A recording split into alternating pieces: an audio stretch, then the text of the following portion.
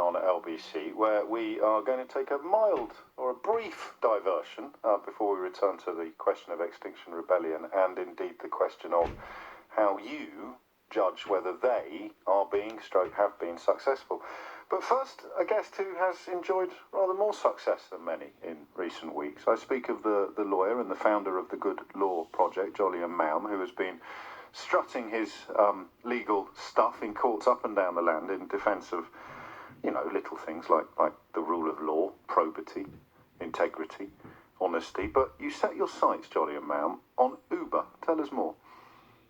So, back in 2017, Uber fought and lost a case to deny rights to its drivers, basic labour protection rights. And it struck me then that there were two really quite interesting tax consequences of that decision. One was that in relation to fares paid by passengers to Uber, Uber might have a national insurance contributions liability, which I then calculated to be about 13 million quid a month. Moreover, it's a good job you don't collect stamps, isn't it? I mean, it's allegedly weekend calculating what Uber's tax liability might have been in the event of their. Look, there are reasons, James, why no one ever invites me around for dinner, mate. I will. Well, that's in select circles, yes. Okay. The other one is that because the consequence of drivers supplying their services as drivers to Uber was that Uber must be supplying transportation services to passengers. It seemed to me that Uber should be charging VAT on fares to passengers, and that bill is much bigger than 13 million quid a month. That bill is more than 200 million quid a year, and I think that Uber's bill to HMRC now is about £1.5 billion. Wow. And the legal case as it stands? So we have judicial review proceedings in the High Court to force HMRC to issue assessments of these staggering sums of money against Uber. That case is being heard on the 6th of November. Well, what's being heard on the 6th of November is a little sideline. So HMRC wants to keep all of this terribly secret. Uber says it needs to be even more secret than HMRC wants it to be. And I'm saying, no. We need to let the sun shine in. Everyone needs to know exactly what's going on. So that's the hearing on the 6th. And then after that hearing, if it turns out that HMRC still hasn't raised assessments, and I think they might have bowed to the pressure, then we will crack on and we'll have further High Court hearings. The company Uber has warned that its UK arm could be crippled by this probe, which might, of course, as you've explained, trigger a 20% VAT charge on all their booking. So and I'm glad I can ask you this question in a Brexit-free environment. What motivated you, and indeed the sort of raison d'etre, if you will, of the Good Law Project? Why are you doing this? So first point first, if Uber is forced to raise its prices to comply with the law, to pay the proper tax, then I don't have a problem with that, frankly, because the alternative is that people like you and I, who do pay all of our taxes, at the moment are subsidising the profits of Uber's wealthy shareholders, the BlackRocks of this world, and we're also subsidising the fares of people who use Uber. Try speaking to a single mother, 50% of whose 50% of the children of single-parent families live in poverty. Try telling a single mother that she has to take less universal credit so that Uber passengers can have cheaper taxi fares. See how she reacts to that. That doesn't seem to me like the way to think about this. Everyone has to comply with the law, however powerful you are. The question of what motivates me to bring these cases, actually, for the Uber case, it's exactly the same as the Brexit cases.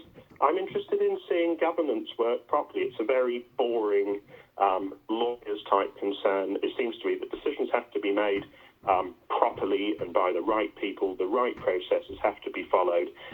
Otherwise, power clusters in too few hands in ways that are unhealthy for society generally. So for me, all of these cases that I bring all stem from the same rather boring concern. Well, you say boring. I think there's plenty of people out there who consider it anything but, and it's very helpful to be reminded that the people like you are. Well, there's a reason why it's called the Good Law Project. You're out there doing good. Although I suspect that this finding, I have a very committed following among the black cab driving fraternity of London, and for some of them, because it's an appalling stereotype to suggest that they're all Brexiters, quite the opposite in my experience, in fact, but the constituency of black cab drivers who are still blindly in favour of Brexit, you have become something of a bête noire for them, and yet here you are using the same skills and principles to potentially slap Uber with a £1 billion tax bill.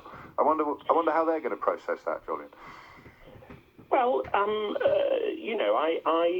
know the world in which I live. I know that I will have people who feel as strongly that Brexit is the right thing for the country as I feel strongly it's the wrong thing for the country. And I wouldn't tell anybody who held that view that they were wrong. What I would say to that person is, look, we might be on different sides of the argument. I hope we can at least respect that our reasons for holding the views that we do are genuine, they're heartfelt. The factors that motivate me also motivate me to act in ways that in other cases people might find helpful. And, pursuing Uber for its enormous, I think, well over £1 billion tax bill, is something we should all want to see happen. Indeed, you're an example to us all. And finally, because these things fascinate me, but that's because I don't have any legal training, just briefly explain how this £1 billion bill potentially is somehow born of a £6.34 fare that you paid a couple of years ago.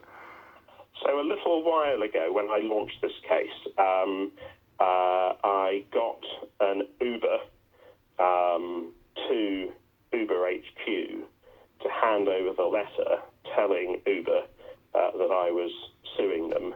And that letter disclosed that I'd previously taken an Uber to a client's office. The fare was £6.34, and the VAT element of it was £1.06.